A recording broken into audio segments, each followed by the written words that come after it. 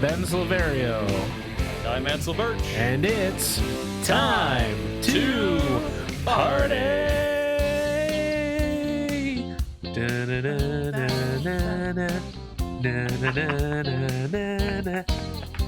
are not doctors, we don't give medical advice. Please drink responsibly. Today's episode was recorded on February 19th, 2024. AKA the day before Ben's birthday. Yeah! That's right. Ben's birthday eve. Aw, I like that. That's what February 19th should be known as from now on, instead of President's Day or whatever. It's only President's Day sometimes. It's always. That's true. Yes, that is a very good point. Hey, party people. Welcome back to the podcast. Jesus Christ. Yes, you are tuning in to Time to Party, a podcast that has been going on for all time. Because that's what it is now. We're part of time. It's like when Loki grabbed all the timelines and put them on his chair and is like controlling them from his chair. We're part of that now. And so are you. And we appreciate you. Grand calculus of the multiverse. Ah, yes. The sacred timeline that is Ansel Burch's mustache. and listeners, I want you to know that Ansel has some of the most glorious facial hair in all of podcasting. Oh, that's very kind of you. In all of podcasting. Suck it, Will Wheaton. That's fair. There are a lot of weak beards in podcasting. I'll just say it. Yeah, it's a shame that we have to... We can do better. Yeah, podcasting, what are you doing?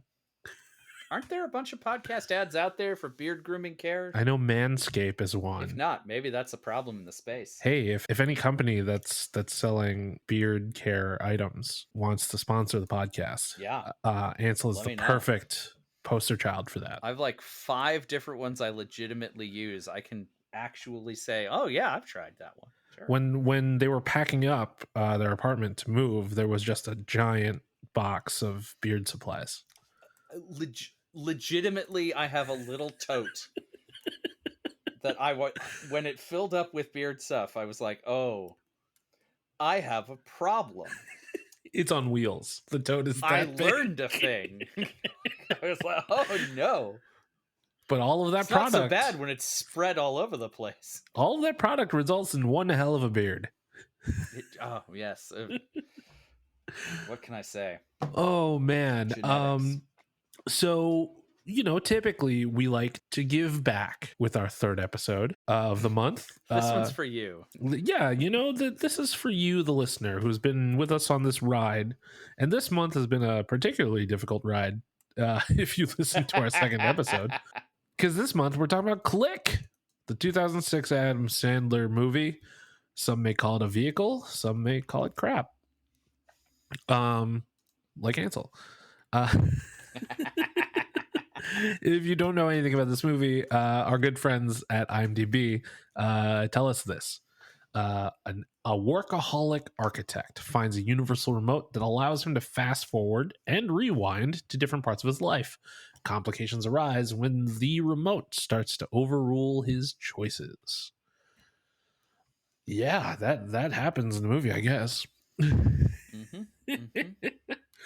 I don't know why it is that we keep coming across movies where the main characters are architects. Oh, that's a good point. And I did not realize that until just now. It's a very popular TV movie profession. There are so many architects in pop culture. Maybe because it's easy to grasp. Maybe. You're like, oh, okay, yeah, architect. I kind of know what that means. You draw pictures and make models and stuff. Like, how lucrative is the architectural field presently? I know a couple architects. I have an uncle who's an architect. They seem to be doing okay. But like, there are only so many things you can design, right? Design and build. Well, that's the big problem. Not to get too into the weeds here, but my edutainment is not about the career of architecture. But the problem is the carryover time from when you start designing a project to when it actually gets fucking built. Yes. Can take ages, and there's so much labor that is included all throughout that process for the lead architect. that yeah, like a lot of your money gets tied up for years and years at a time before there's completion of the project and the final like payout of it. Yeah. So it ends up being a lot like a marketing firm where you get a Mm. contract and you pay out that contract over time, but a lot of that is based around the agency fronting the money before the client pays the thing, or the client has to pay a lump sum and you pay Mhm. pay wages out of that, or whatever. So yeah, the money is complicated for these. And yeah, sometimes you do like $1 million apartment buildings, but sometimes you do $250,000 houses and you're only getting part of that. Yeah. And this actually ties in with my edutainment, Ooh. because there are only so many projects for architects to do, and even though there's a ton of architects, not everyone on the team is the lead architect. You're not the Yeah. one actually doing the designing, you're doing all the menial shit. So we're going to come back to that in a second, but what were your other choices for edutainment this month, if you had any? Obviously remote controls Sure, that made was the the big one. list. That was right there at the top. Because like I just want to say, Um, like, this story was so focused on the characters that there wasn't really a ton of like ancillary things around it that were just like, hey, I wonder what that yeah, thing does. It's a lot I harder than say like a superhero movie where it's just like, hey, what's that gadget? you mhm. know Yeah. Especially considering the amount of focus that there is on the technology of the remote. Yes. I think his general ineptitude with technology outside of that meant that we were meant to kind of ignore a lot of the other tech he interacted with. Uh-huh. Because like the man managed to pick up a remote control for a what was it, a helicopter or Yeah. something, and bean himself in the head with it trying to turn on a TV. It was like, buddy, that's not even the same shape. Yeah, right. Uh, uh, so I kind of went to all of the things that his kids wanted Okay. that the neighbors had. Mm.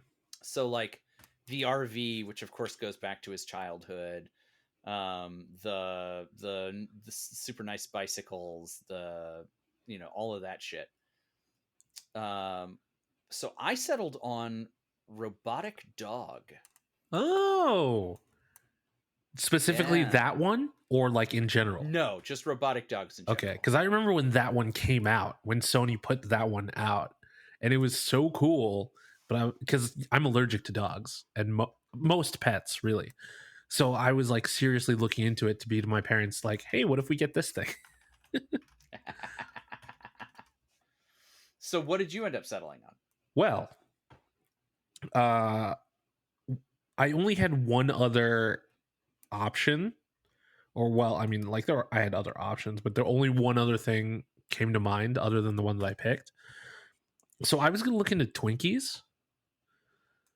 Oh, Yeah, because I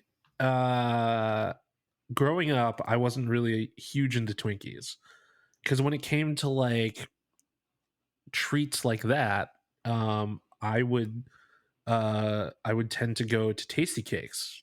Being from that Pennsylvania, makes sense. Yeah, I would go for the butterscotch crimpets versus the Twinkie. So I almost went. it's a better snack. It's a much better snack. Unquestionably. But like I almost went into this whole, what goes into making a Twinkie? What's the difference between some of the Hostess snacks and the regional ones, that are kind of similar but not. That was almost a route that I took, but you're gonna fucking laugh. Oh no. Oh god, what is it? I said it had to do with architecture, right? Uh-huh. And I got hung up on the little trees that they use to to put Oh, on I the love it. dioramas.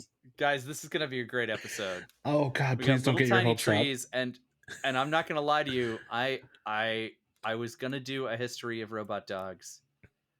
That is not what you're getting. Oh, So we are both oh my gonna God. hyper focus today. So Okay, well, since yours is still a mystery, start us can I go off. first? Like that's Yeah, do it. Give us the oh my plastic God, trees. this is so dumb. Well, it's funny that you say plastic because specifically what I was looking into was what they're made of. Because, crafters, like who make miniatures and shit, they can use a number of different materials to like create the models, right? Sure. It's Paper, like, wood, plastic. Yeah, yeah. whatever. Yeah. And I'm just like, what is this stuff made of? And it's like the best explanation that I could find was quote unquote leaves. But it's like artificial grass powder that comes together when you use the glue and like clump it up and you put the grass powder to make it look like foliage. Plastic is one of the things that they can use.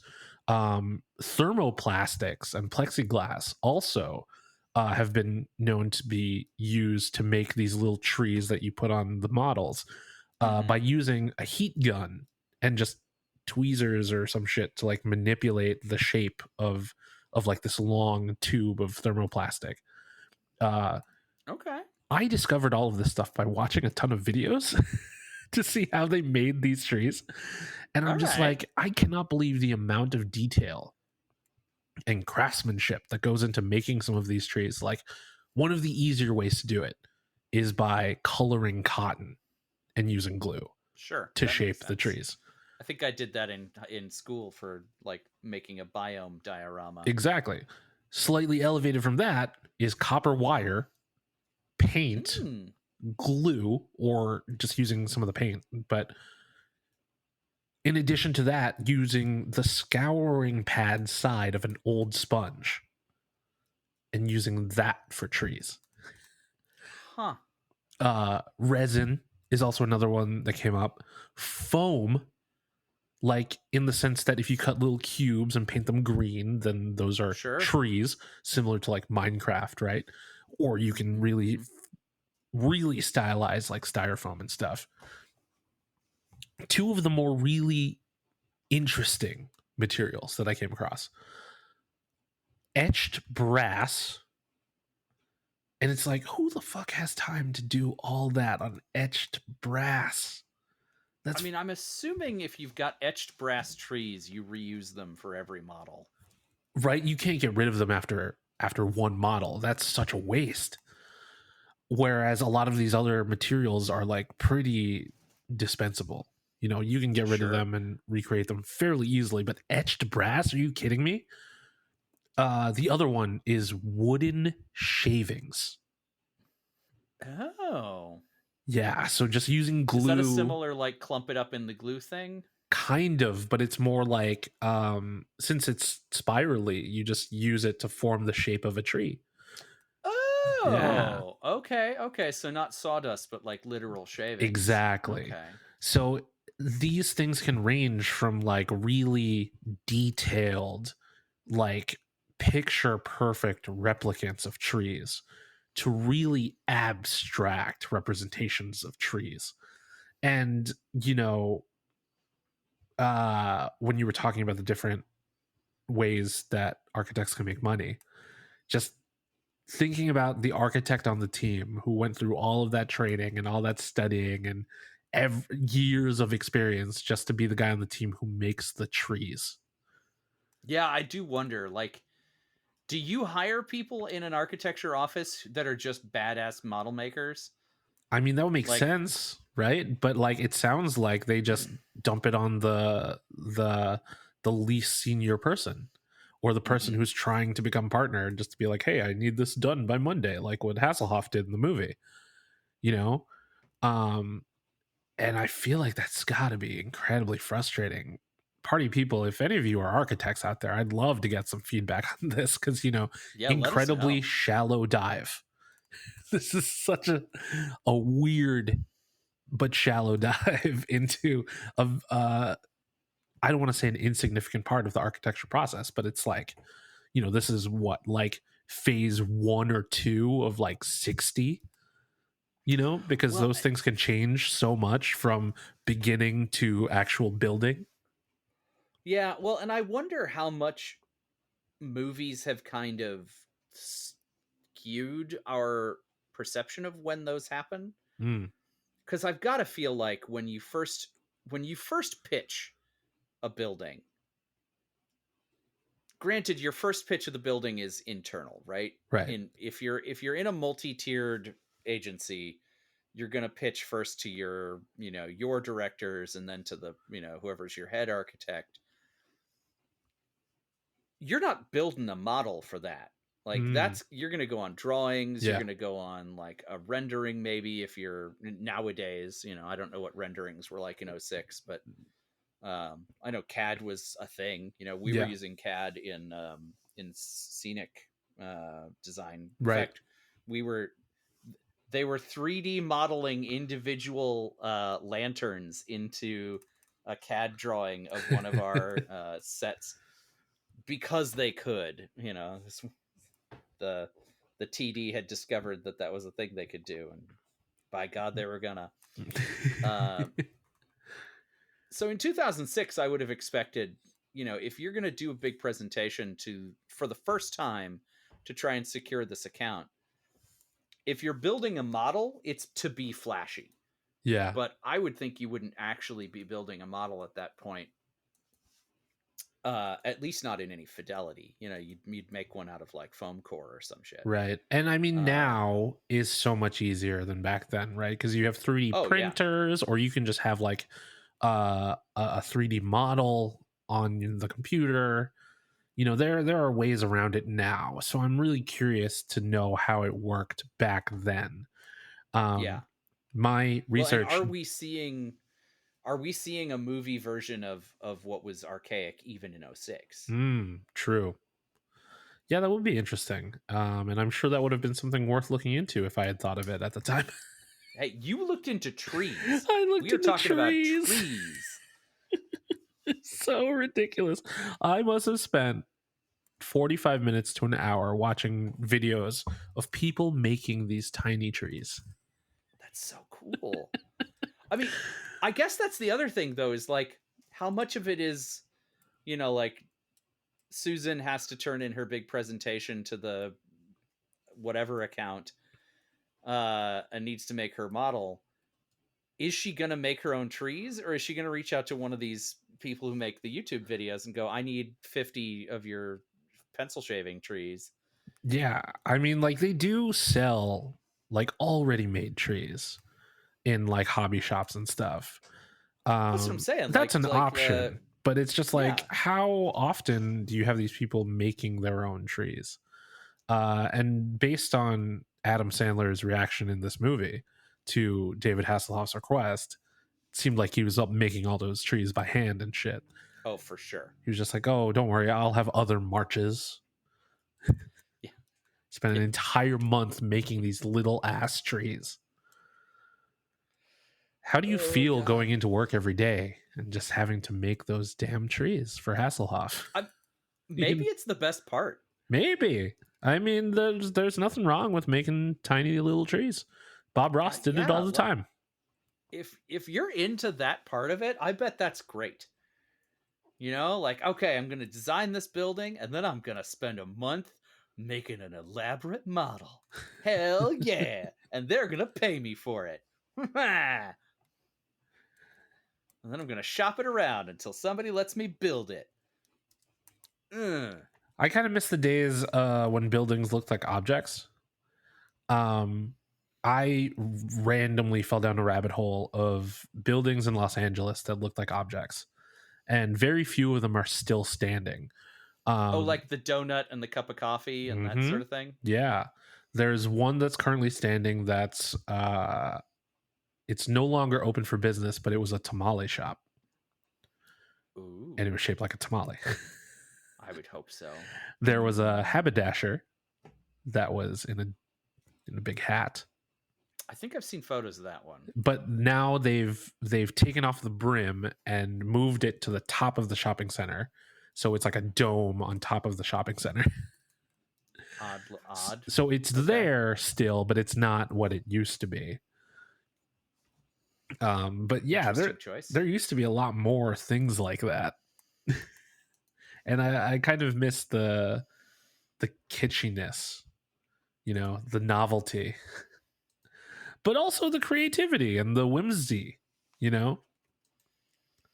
Well, it was a real era of like, if you build it, they will come theory. Yeah. Right? Like, there was so much of that, like, roadside attraction. I'm going to put this weird thing in on the side of the highway and people will come. People will actually drive intentionally to see this. Yeah. Out of their way, instead of just going straight to whatever their, destination is. It's a relic of the early highways. It's a relic of early car culture. Like Lightning McQueen. Just like Lightning McQueen. Yep. Ka-chow. Well, party and people. Vader, who hypothetically is even older. Right. Yes. Party people, I hope you enjoyed my very shallow dive into those little fucking trees. Tiny trees. I can't believe I looked into modeling trees. But that's what this podcast does for you. Great. It just it's the gift that keeps on giving. Oh God, I'd like to know just how off our rockers the listeners think we are at this point of doing this podcast. I mean, most of them know us personally, so I think we're probably okay. That's true. I thought you were going to talk about Fake Plastic Trees, the Radiohead song. I feel like that would have given me a lot more information than I got on these fucking trees. Plastic trees. People make them for sure. Well, Ben, can I tell you a little bit about robot dogs? Sure. Yeah. So there's a scene in the film where the next door neighbor kid, who is a piece of shit, Doyle rules, is treated shittily by Adam Sandler because apparently he likes to treat children like shit. In which he gets a robo-dog and is playing with it in the driveway, and then Adam Sandler drives over it with his car. Smashes it all to pieces. That robo-dog, as near as I can tell, it sounds like you have a very specific memory of this particular robo-dog. Yes. It looks like Sony's Aibo, A-I-B-O. Is that the one you're thinking of? That's the one I'm thinking of. It's got some form factor differences from the Aibos I was able to find pictures of online. But that's probably at least what they were going for, if not what it was. But Ben, how old, and I know I do this every time, how old do you think robot dogs are? Oh, geez. When did the computer age start? I don't know. Landing. Yeah. I don't know. I'm going to say the 50s. 50s. Okay. Not a bad guess. Not a bad guess. So the first robot dog came out in 1940. Oh, wow. I was close. You were close.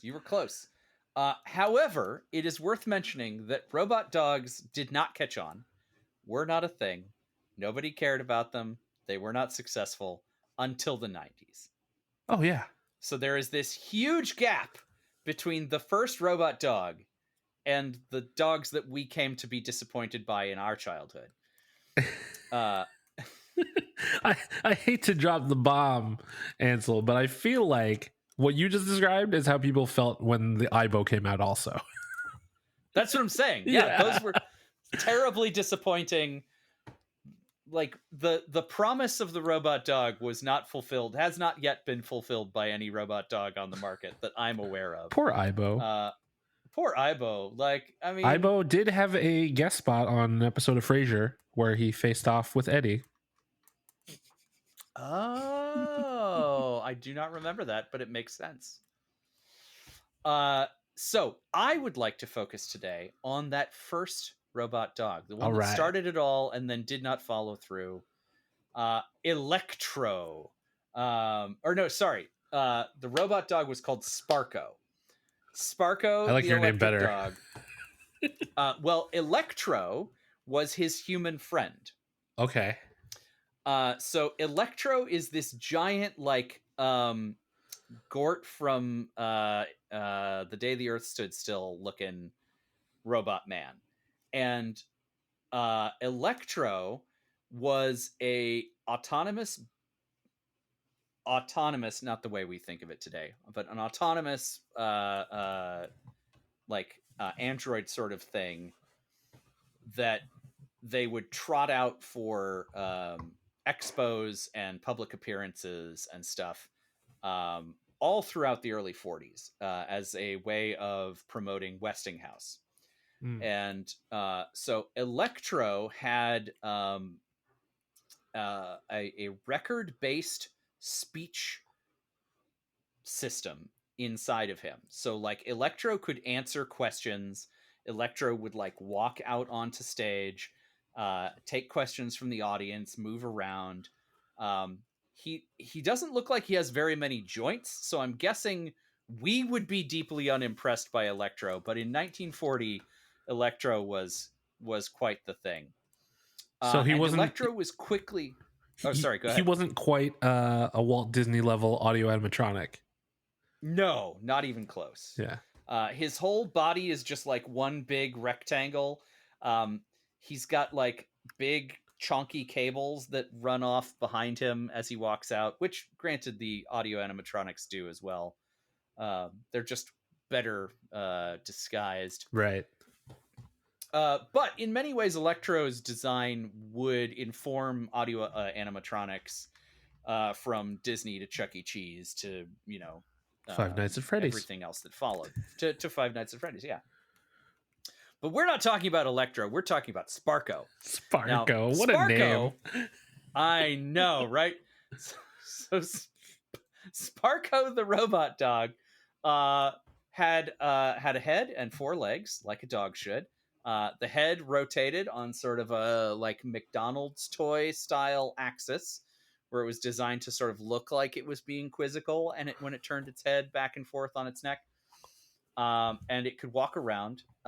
It is most commonly depicted or photographed sitting up on its butt in a way that is almost certainly not a place that the dog got itself. So I'm guessing the range of motion on this thing was pretty janky. I read a really somebody is very into Sparko and wrote a very long piece about it in which they made very few actual conclusions. But much like our podcast, they posited that Sparko had wheels under his front legs, and the back legs are what actually drove him. Huh. And I'll say that there's a photo of Sparko and Electro from 1965 because they were active for a while. 1955. In which, it looks like Sparko has wheels on his front legs. And, maybe he gained wheels as he went. That's my guess. Mm-hmm. But the thing about Sparko and Electro is that they ran on the same controls. So when Electro went out, Electro would be like, "Here, Sparko," and Sparko would then wheel out. And when Sparko was coming out and then doing his bit, Electro was completely still. There was no control. You could not control both of them at the same time. It was a one or the other situation. And I think the reason that I wanted to talk about Sparko specifically, because I think Sparko is actually a little bit more interesting than a lot of the consumer grade robot dogs that came later. But also just because Sparko has this like fascinating story behind him. So the whole deal with Sparko is that Sparko was meant to cover the gulf in robotics that is left by the uncanny valley. And so like even as janky as Electro was, like there is no uncanny valley in Electro from me as a person in 2024. That guy, that's not a guy. I'm sorry. It's just not. But maybe in 1940 the resolution was lower, right? They were like, "Nah, that's people shaped. I don't like it." So I guess the initial response to Electro was a little bit like jarring. So by having Sparko as part of the experience, audiences liked the whole thing better. So as a result, they built 3 Sparkos over the course of Sparko's time in life, and Sparko went on to be, the first robot dog. I'm imagining in my head as you're talking about this, I'm imagining K9 from Doctor Who, but he's probably not that high tech, right? He's actually more high tech than K9. Okay. Well, okay. He doesn't do as many things as K9 is supposed to do, but he has more moving parts than the actual K9 you saw. And here's the reason that I really wanted to talk about it, because as I was researching Sparko, I came upon an amazing urban legend about Sparko, which is a weird thing to have. Is Sparko and Electro cryptids now? They're no, but the story goes that Sparko ultimately died being hit by a car. Oh. That Sparko somehow sensed the car lights and ran out into traffic and got hit by a car. What? Yeah. And I found an account of this as recently as 2012, which is granted, that's a minute ago, but like I would have thought by 1965 we'd be done talking about Sparko getting hit by a car. But no, in 2012, Gizmodo did a story about Sparko getting hit by a car, which is, to be clear, impossible. Sparko did not have photoreceptors. Electro did. Electro could sense light. Sparko could not. Sparko couldn't run. Sparko was held in place by tethers. There are many ways in which there is no way Sparko got hit by a car. But I love that in 1940 whatever, somebody was like, Sparko got hit by a car. And that story has been going ever since. Oh my God. To the point where Esther Ingalls Arkell in 2012 decided to write a story about it. Because I'd seen it in that original, I told you about that article with the guy who got very into Sparko. Yeah. Which is, by the way, in cyberneticzoo.com. Check them out. But yeah, I would not have thought that a more current production would have given that any time. Poor Sparko. So that's my shallow dive into robot dogs, specifically Sparko, the electric dog from Westinghouse. So when is the Sparko and Electro reboot coming? Man, that is a great question. I feel like it'd be really good. Like a real retro futuristic vibe, right? What would you want to do with Sparko and Electro if you were going to bring them back for a stage show? Oh man. I mean, I almost feel like a Carousel of Progress type thing. Ooh, like hosting a carousel. Yeah, exactly. Yeah, okay. It's just like, this is how far we've come. That I could see How that. did I this? could see that. How did people think this dog could have gotten ran over when he's attached to the controls? I Boy, do I wish I could answer that question for you. I mean, like sometimes you just look back in history and you're just like, how could these people actually believe this stuff? You know, and it's like this is the same. These people are the same species as Yep. the people walking around today. Well, I get it in the 40s because in the 40s, like they didn't show pictures of Sparko and the giant cables that hold Sparko in place. Mm.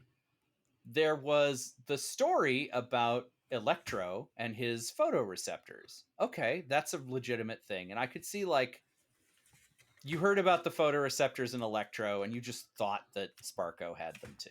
Sure. Like, there are a lot of assumptions that I can see going around by virtue of not having the sort of understanding of what the capabilities of a robot are that we have.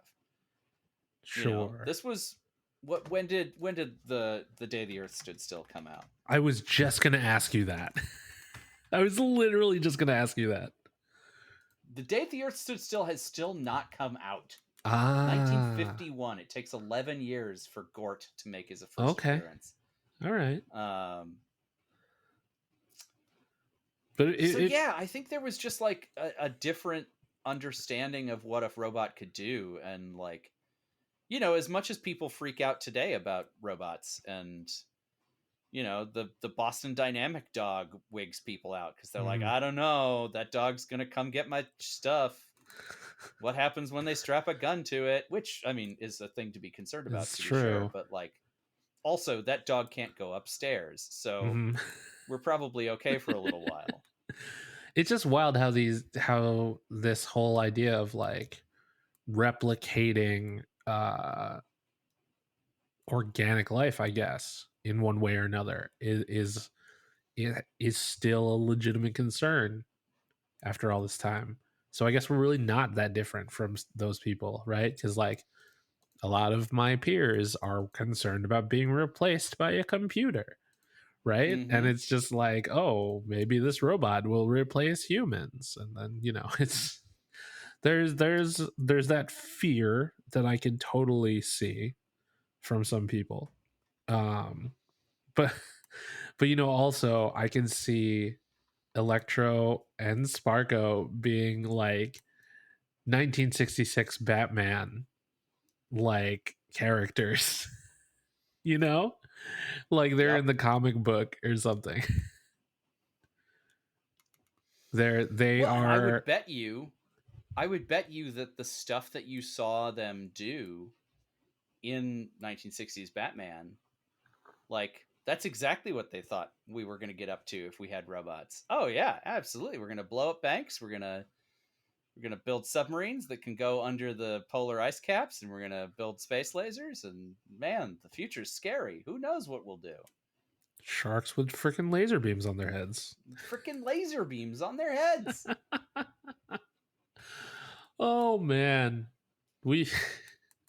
It's funny how we keep going back to we've come so far, but have we really? That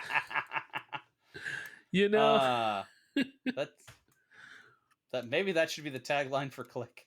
Oh man. Yeah, just click that one out of the movie rotation. Amazing. Ansel, well, shall we take it home, Ben? I hope this month hasn't been too tedious for you. For me? Yeah, talking about this movie. It's kind of cathartic to talk about a movie I really didn't like. I feel like usually I like the movies and I'm looking for like, yeah, I would have done this slightly differently, or that bit wasn't as good as it could have been. This movie, bottom to top, just like, nah, I wouldn't have done any of these things. From tip to tail, you might say. Yep. Yeah, exactly. I don't know why I like that phrase so much. From the window to the wall. Oh. Oh my God, Ansel, do you have any sage-like advice for a person growing older? Since you've been all over space and time, you've experienced everything. You and your beard have experienced a lot. The check engine light comes on hard at 30, and then I'm led to understand it gets worse from there. So enjoy every minute you've got, because you don't get it again. That sounds a whole lot There you go. like the Put that on message your in remote. Click. Yeah. So there you go, party people. Ansel just gave you a much better version of Click in that statement. Sorry, Christopher Walken. Oh man, Chris, I don't know how you picked this movie. Ansel is the new James Christopher Earl Walken Jones now. at least only had to do voiceover for it. James Earl does a lot of voiceover work. He does. I don't know why that line stood out to me in the movie. I feel like it was them acknowledging that all they had to do was call his agent, and he was like, "Yeah, okay." Oh, he literally phoned it in. Like, Yeah. he was on the phone with them. From his car, probably. Shut up, James Earl. No, you shut up. We got 2 pages of dialogue. All right. All right. That must be nice. Having such a sultry voice to do voiceovers and stuff. I wouldn't give. Oh, man. I feel like you'd have a much better chance than I do. And yet, here we both are. That's true. We're both here. Oh my God. Party people. Yeah, we did that thing. We did it. We've made ourselves sad, so it's time to move on. It's true, but even though this movie made us sad on a number of levels, you make us eternally happy. So happy. So happy. So if you want to find us on the internet, I'm at bsilverio20 on X, on Instagram, on Blue Sky, on Threads, I guess. I am at The Indecisionist on all of those, except for X, where I am at Indecisionist. But I don't post there, and neither do you. So here we are. You can join the conversation by using the hashtag time2party. That's time the number 2 party. Or time the number 2 party, all one word, thanks to Warwick. Hoo-wee, what a month it's been. Join us again very soon, where we will be talking about a very different movie. Until then, coherence. Yeah. But yeah, we're recording this the day before my birthday. If you still wish me a happy birthday whenever this drops, I'll still love it. You can go ahead and do it. Yeah, it'll be the end of March. Which is fine. I'll still be the age that I am. Yeah. Which I've just noticed now that we have not revealed how old I'm turning tomorrow. Which is fine. Yeah. You're grown. You don't have to say it. That's so true. Oh, yes. And while we ponder on the meaning of life, maybe, or just, try to get a good cheesesteak away from Philadelphia, I want you specifically, listener, yes, you, talking directly to you, to be excellent to each other. And party on, dudes! Yeah! Don't threaten me with a good time.